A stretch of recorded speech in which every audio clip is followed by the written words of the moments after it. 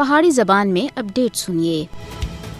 مقبوضہ جموں کشمیر وچ بھارتی حکومت کی بربریت اپنے عروج دے اتتے ہے۔ کشمیر دے رہنے والے بھارتی فوجیاں دے ہاتھوں ناقابل بیان مظالم دا مقابلہ کر رہے ہیں۔ مقبوضہ جموں کشمیر وچ ہر دوے دیہاڑے سانحات اور صدمے دی نہ ختم ہونے کی کہانیاں منظر عام دے اتتے آ رہی ہیں، جبکہ علاقے وچ چھاپیاں، تلاشی کاروائیاں، قتل عام، غیر قانونی گرفتاریاں، تشدد، جائیداد و املاک دی ضبطی اور ملازمین دی برطرفی بڑے پیمانے دے اتتے جاری ہے۔ مودی دے 5 اگست 2019 وچ غیر قانونی اور یک طرفہ اقدامات تھی بعد کشمیری عوام دے خلاف بھارتی مظالم وچ کئی گنا وعدہ ہو گیا ہے۔ 5 اگست 2019 تھے ہون تک بھارتی فوجیاں دے ہاتھوں 750 کشمیری جام شہادت نوش کر گئے ہیں۔ 1989 دے اس وقت تک مقبوضہ جموں کشمیر وچ 96,183 دے زیادہ کشمیریاں دی شہادت بھارتی بربریت دا منہ بولدا ثبوت ہے۔ مودی حکومت مقبوضہ جموں کشمیر وچ اپنے فوجی تسلط کو اور زیادہ ڈاڑھا کرنے دے واسطے ہر غیر جمہوری حربہ استعمال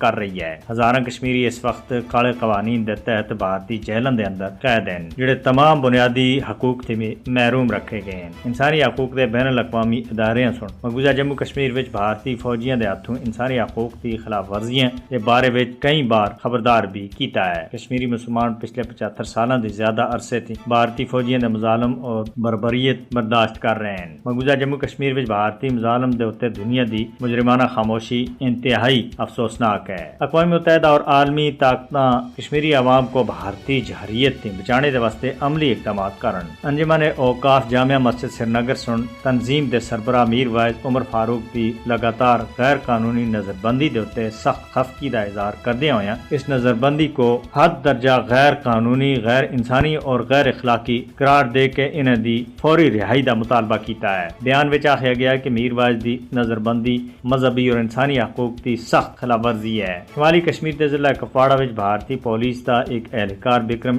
شرما اپنی سروس رائفل دی گولی لگنے تھی ہلاک ہو گیا ہے۔